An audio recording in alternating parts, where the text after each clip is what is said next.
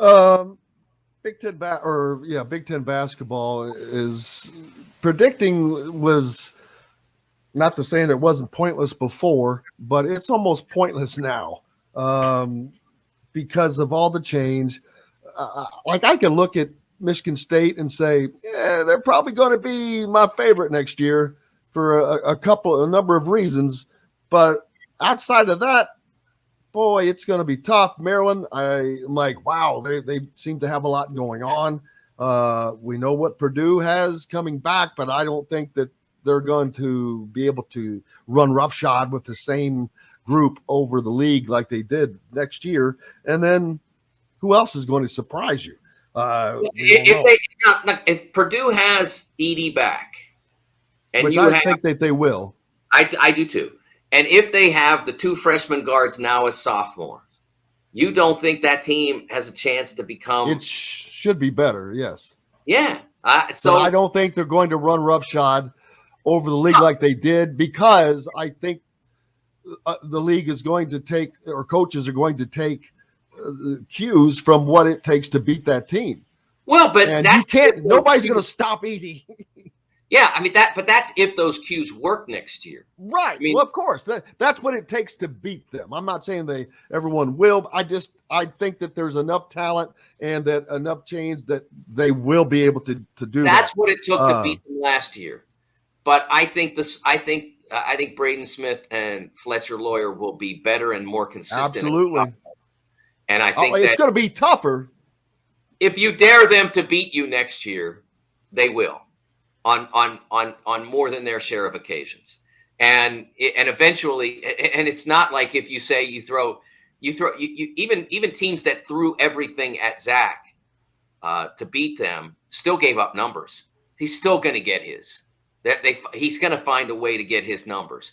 So you're limiting his impact to an extent, but you're emphasizing the perimeter impact of players like Smith and Lawyer. And I think that when that happens, they will handle it better. I mean, even Fletcher Lawyer in the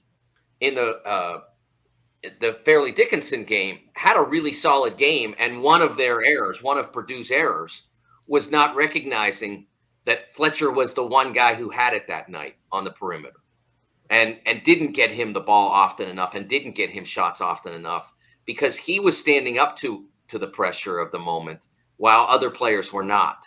I think they'll be better equipped. I'm not saying that Michigan State won't surpass them because I think Michigan State will be really good.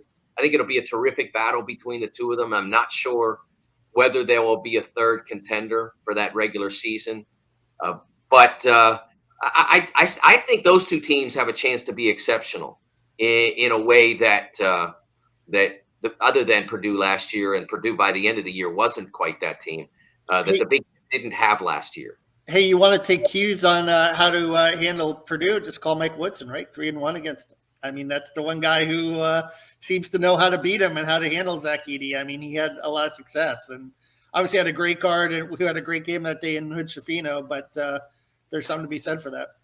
Well, yeah, I still scored 30. Yeah, Mike's had some great ideas to deal with them, but he also had Trace and Jalen. So next year the challenge will be greater as his talent level diminishes a little.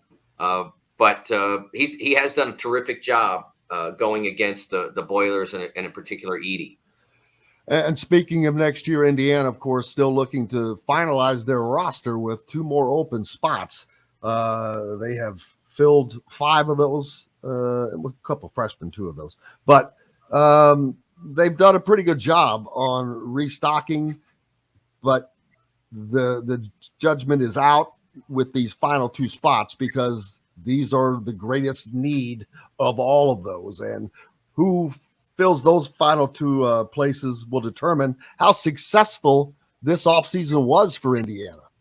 Yeah, I think they still probably need one really significant player, and that doesn't necessarily mean it has to be like your Hunter Dickinson or whatever, but somebody that has a significant track record of success, even at a low major level, but somebody that has shown that they're capable of scoring 15-plus points at any level, they're capable of making shots, preferably at a high level. That someone like that would really be helpful to the Hoosiers. They still need someone that's another player who's a proven scorer. Like I said, it could be even at the, it could even be someone from the Northeast Conference. But someone who's proven that they can put the ball in the basket. Well, they're chasing Mbako and Dingle right now, and if they were to land those two, that would be significant. And either of those guys would actually be significant. Two of those would be extraordinary.